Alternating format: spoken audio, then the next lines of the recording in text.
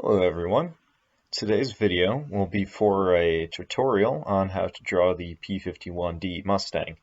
I'm not a professional artist, I just have drawn a lot throughout my life, so figure this should at least help. So first major step is kind of draw this teardrop or pear shape with the left side kind of bent upwards and making sure to bring it down to a nice tight point on the right side. Next step, try drawing a line down the middle of it and then divide it into thirds by length. And if you are to err on the side of larger or smaller, try to make the ones on the right side a little bit smaller as they are going away from you, so distance would make it appear smaller, and then divide that middle third in half. Also, I've started to bring in the bottom side of the nose and where the wing will meet the fuselage. Next step is to start making a marking for where the canopy will be. This starts about at the first third mark and ends a bit before the second third mark. Also, you need to add a little bit of a squared off tail. So it's a bit past the third mark is where you want it to meet the bottom, and you want the very end to be a little bit in from the end. In retrospect, you might want to extend it out all the way to the tip. As the final product, I feel like the tail's a little bit short, so keep that in mind. All right, next major step is trying to flesh out the canopy a little bit more. The canopy changes a lot. This is completely normal to erase a lot and redraw. That's just part of the process. But as you can see, we've got the front frame section and the rear bubble, which can slide back. And next step is starting to add a vertical tail. Now, for the P51D and for retrofitted Bs and Cs, there is a bit of a fillet near the base, so it's a two-part delta, if you will, of sorts. If you're trying to draw a B or C from earlier years, then there wouldn't be the small triangle near the base of it. All right, continuing on that, we're maturing out the rear tail, trying to get that rudder to be more evident, rounding out the bottom as the bottom of that stands out a bit further, and also marking where the horizontal stabilizer and elevator will meet the left side of the fuselage. The next step is marking out where the wing and horizontal stabilizers be running along. These lines, you just kind of have to look at them, adjust them a little bit.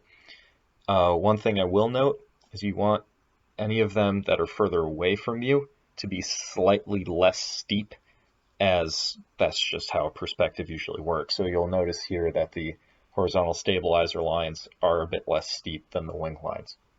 I've also started adding on the radiator scoop section of the fuselage, as you can see on the bottom there, as well as a radio aerial. Next step is starting to sketch out the wing shape and the horizontal stabilizer. Now, important thing to note with most P51s is the little snag on the front of the wing, the little bend there, so don't forget that. Next step is me just trying to polish it up, add a little bit more detail, also adding the exhaust flap, or whatever you want to call it, on the back of the radiator scoop section of the fuselage. Next step here is a little screwy, but essentially I tried to make it as clear as possible that there's some dotted lines as to, well, the fuselage is yay thick, so you need to offset your lines as to where the base of the other wing would be, and then I also drew part of the wing, even though it would be hidden by the body. Same thing with the horizontal stabilizer in the back. Now, this is the addition of the wings on the other side, and remember that they will appear a bit shorter as they are further away. And also, for the wing that was close, I figured it looked a little bit too long for the angle that the plane's displayed at, so I offset the wingtip in a little bit. Next up, I have adjusted the wingtip, added flaps, and adjusted the canopy a little bit more, as I thought that it wasn't quite rounded enough near the back, or also a little bit too steep of an angle. Next up is refining the nose and adding the machine gun ports, and also adding a little bit of black on the radiator exhaust, as it is a roughly rectangular cross section, so I want to make sure that the horizontal part is represented, so I did this with a dark bit of pencil, if you can see it.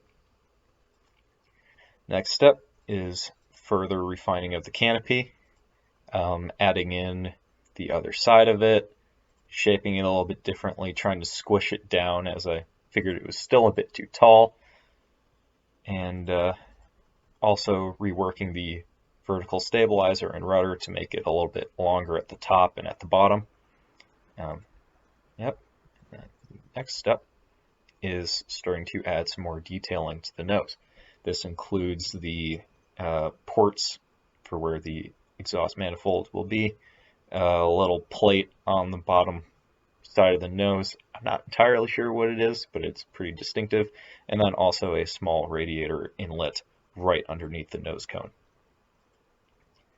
Next step is actually adding in the 6 exhaust pipes on the side of there, along with erasing some of the construction lines, adding a seat to the cockpit, adding the radio wire out of the back of the canopy, and also shortening down the little antenna back there just so that it wouldn't contact the wire, because on the real plane, at least from what I can see, it doesn't actually contact. So that's most of everything. The next step is just me adding all the specific panel details, which I did to the best of my ability. That's a pretty big step. If you want to try your hand at it, go right ahead. This does tend to be a little bit harder, but it's also really satisfying when you get it right, because it helps you define the contours of panels that you don't have an outline of. And I'm leaving it without any camouflage or anything like that, so that this part is very clear. Just remember, when you're adding roundels or text or anything, that it's going to appear, well, if it's circular, it's going to appear more like an ellipse, oval, depending on which way the surface is relative to you. So if you have a piece of paper as completely perpendicular to your point of view, you get a circle. If you tilt it so that the right side of the paper is further away and the left side is closer, then it'll appear like a vertical oval. Whereas if you have it so that the top is away and the bottom is towards you, then it'll appear like a horizontal oval. So just take that into account. I hope you guys enjoyed this video. If you want me to do more videos like this, just let me know. And until next time, thank you.